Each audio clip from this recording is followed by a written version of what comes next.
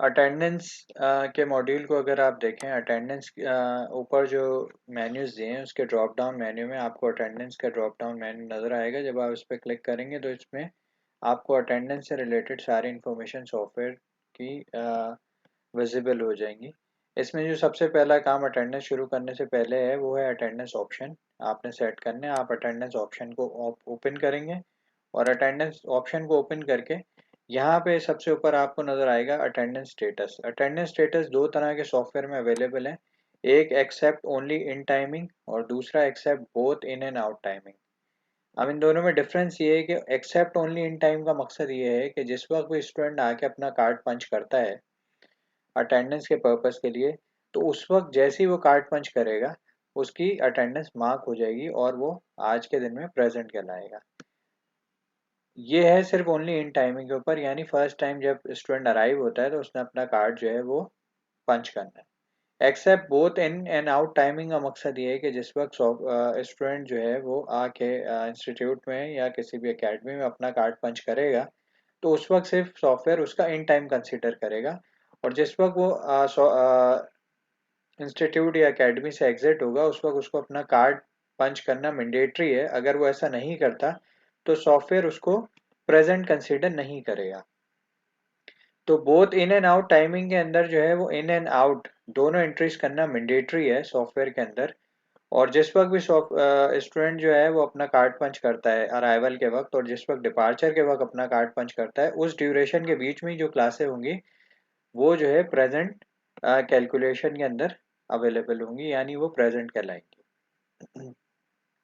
इसमें एक further condition है जो मैं आगे आपको एक्सप्लेन कर दूंगा। नॉर्मली जो है वो कुछ ऑर्गेनाइजेशन में जो है इन टाइमिंग को प्रेफर किया जाता है और कुछ जगहों पे इन एंड आउट को प्रेफर किया जाता है। तो ये यूज़र की या ऑर्गेनाइजेशन की अपनी पॉलिसी और प्लान है कि वो कौन से मेथड को अडॉप्ट करना चाहता है। उसके बाद दिया हुआ है relaxation on arrival. Relax on arrival जो है वो सिर्फ इतनी सी बात है कि आप जो है वो जब अराइवल होते हैं उसमें आपको क्या रिलैक्स टाइम दिया जाएगा, इसको आपने 25 मिनट सेट करना है। और ये इसका ताल्लुक टाइम इन से नहीं है, बल्कि रिलैक्सेशन उस वक्त है कि आप कितना अर्ली अपनी क्लास से पहले कार्ड पंच करते हैं। ये सिर्फ इतनी सी एक चीज़ है। रिलैक्स ऑन इन टाइमिंग का मकसद ये कि जब आप इन टाइम होते हैं, जिस वक्त आपका स्केड्यूल जो भी है आपकी क्लास का, वो जब आप आते हैं और वो जो भी ऑर्गेनाइजेशन ने सेट किया हुआ है, जब आप आके अपना कार्ड एज ए स्टूडेंट पंच करेंगे तो आप जो है वो अगर ये सब्जेक्ट वाइज आप अटेंडेंस का मेथड अडॉप्ट हुआ हुआ है ऑर्गेनाइजेशन में, तो फिर उससे 25 मिनट के अंदर अंदर आप प्रेजेंट हैं और उसके बाद सॉफ्टवेयर आपको एब्सेंट कंसिडर करेगा। इसमें एक ऑप्शन और मौजूद होता है जिसके अंदर ऑर्गेनाइजेशन की पॉलिसी होती है कि सब्जेक्ट जो है वो इरेलीवेंट है और स्टूडेंट किसी वक्त भी आए सेंटर के अंदर या एकेडमी के अंदर या इंस्टीट्यूट के अंदर, जिस वक्त भी वो अपना कार्ड पंच करेगा वो प्रेजेंट कंसीडर किया जाएगा। और अगर उसने रोस्टर टाइम के आगे अपना जो है कार्ड जितने भी देर में पंच किया है तो वो लेट में कंसीडर होगा, लेकिन वो एब्सेंट कंसीडर नहीं होगा। सब्जेक्ट वाइज अटेंडेंस में 25 मिनट के बाद वो उस पर्टिकुलर सब्जेक्ट के अंदर एब्सेंट कंसीडर होता है। Relaxation on in on out timing ये आपने बाय डिफॉल्ट 25 मिनट सेट करना है। Show OS on attendance window, ये आउटस्टैंडिंग अमाउंट के लिए एक ऑप्शन दिया हुआ है। क्या जो ऑर्गेनाइजेशन है क्या वो ये चाहती है कि जो अटेंडेंस की कार्ड पंच की विंडो है वहाँ पे स्टूडेंट का आउटस्टैंडिंग अमाउंट जो है वो सॉफ्टवेयर शो करे। अगर ऐसा वो करना चाहती है तो इसको यस करेगी और अगर ऐसा नहीं करना चाहती तो इसको नो करेगी।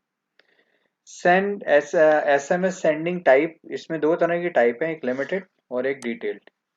लिमिटेड टाइप ये है कि अगर आपने अपना कार्ड पंच नहीं किया और आज आप एब्सेंट हैं तो आपके घर पे सिर्फ इतना मैसेज जाएगा कि आज आप एब्सेंट है।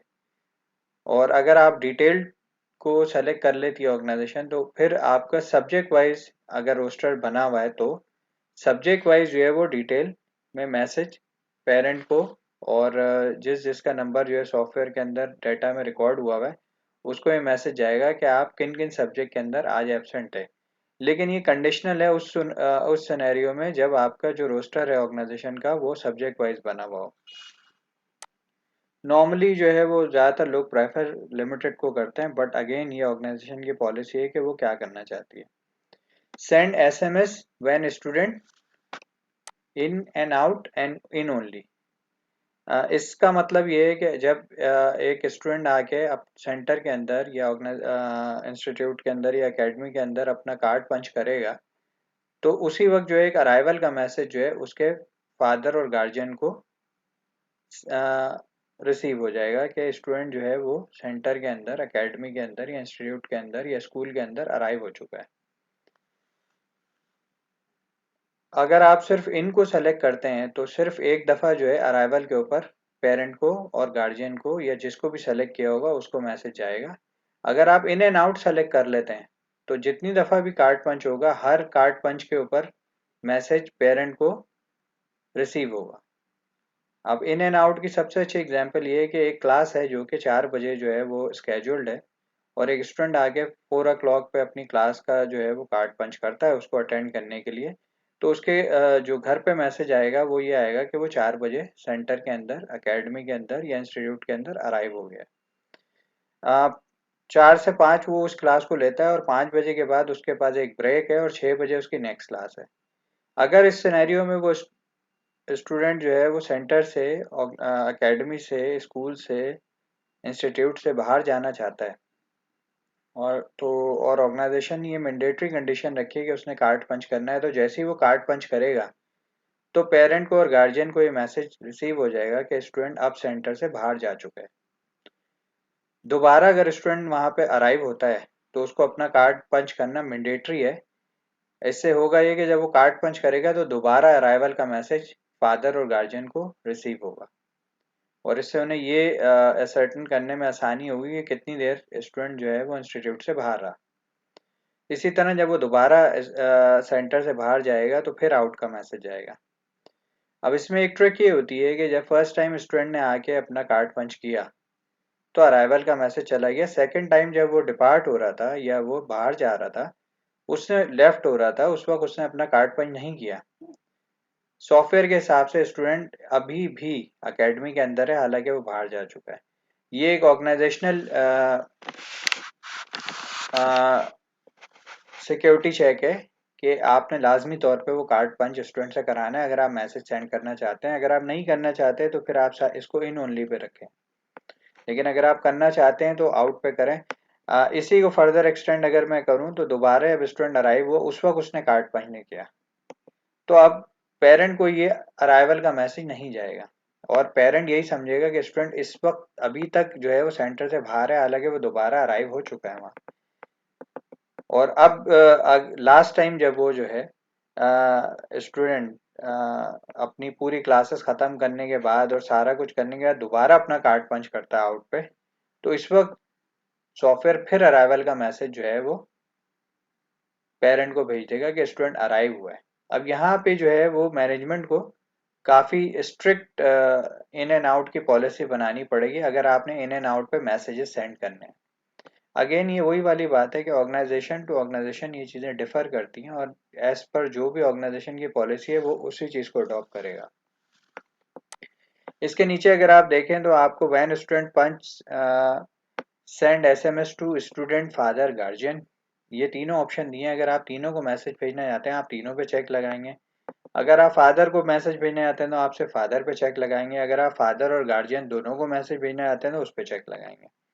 अगेन ये आपकी अपनी जो है वो पॉलिसी के ऊपर डिपेंड करता है।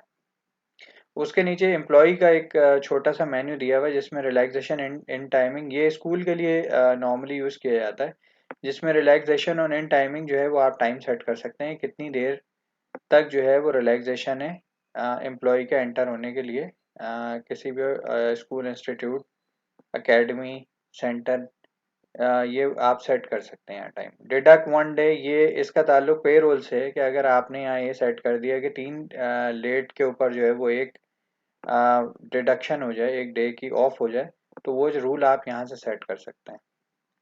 इसके बाद आप इसको सेव कर लेंगे और इससे जो है वो एग्जिट हो जाएंगे और अटेंडेंस ऑप्शन के अंदर यही सारी सेटिंग्स थी जो इम्पोर्टेंट है और जो आपने प्रॉपर तरीके से डिस्कस करके as per organisation policy set करनी है।